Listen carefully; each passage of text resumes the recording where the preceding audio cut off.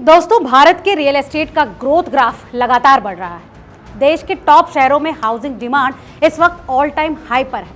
खासकर महाराष्ट्र के दो बड़े शहरों मुंबई और पुणे में भी कोविड के बाद से हाउसिंग सेल में जबरदस्त उछाल आया है। इसमें 2016 से 2019 के बीच 46,528 यूनिट्स की तुलना में 2022 से 2025 के पहले 6 महीनों के बीच कुल ईयरली सेल लगभग दोगुनी होकर 1.5 लाख यूनिट्स हो चुकी है।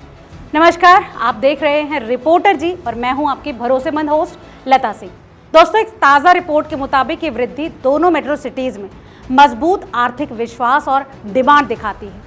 दरअसल JLL और NAREDCO के संयुक्त रिपोर्ट में कहा गया है कि मुंबई में 2019 से 2025 की पहली छमाही के बीच लगभग 28% की पूंजी वृद्धि हुई, जिसमें 2023 में 10% से ज्यादा की उच्चतम वृद्धि दर्ज की गई, जबकि पुणे में लगभग 20% की वृद्धि दर्ज की गई। दोस्तों, रिपोर्ट की माने तो मुंबई और पुणे हाउसिंग सेक्टर में एक क्रांति के लिए तैयार है, जो कि लाखों मिडिल और लो इनकम सेगमेंट वाले परिवारों के लिए घर खरीदने के मौके को बदल सकता है। दरअसल बाजार में तेजी से प्रीमियमाइजेशन के जवाब में पॉलिसी मेकर्स ने 2030 तक 35 लाख अफोर्डेबल घर बनाने के लक्ष्य के साथ 70,000 करोड़ रुपए के इन्वेस्टमेंट प्लान की घोषणा की, जबकि महंगे शहर के केंद्रों के विकल्प के रूप में नए बाहरी इलाके उभरने लगे।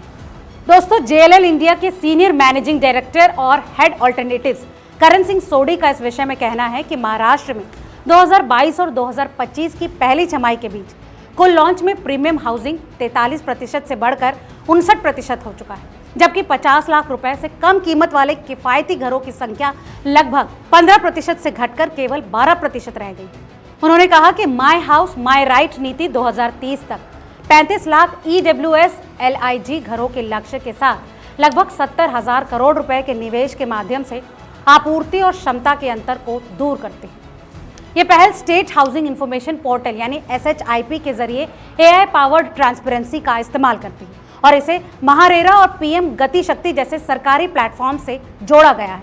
हालांकि प्रीमियम हाउसिंग नए लॉन्च पर हावी हो गई, लेकिन इस बदलाव ने समावेशी विकास सुनिश्चित करने के लिए एक कॉम्प्रिहेंसिव पॉलिसी रिस्पांस को बढ़ावा दिया। दोस्तों, आप मुंबई और पुणे के हाउसिंग सेक्टर में हो रहे इस बदलाव को कैसे देखते हैं? हमें कमेंट करके जरूर बताएं।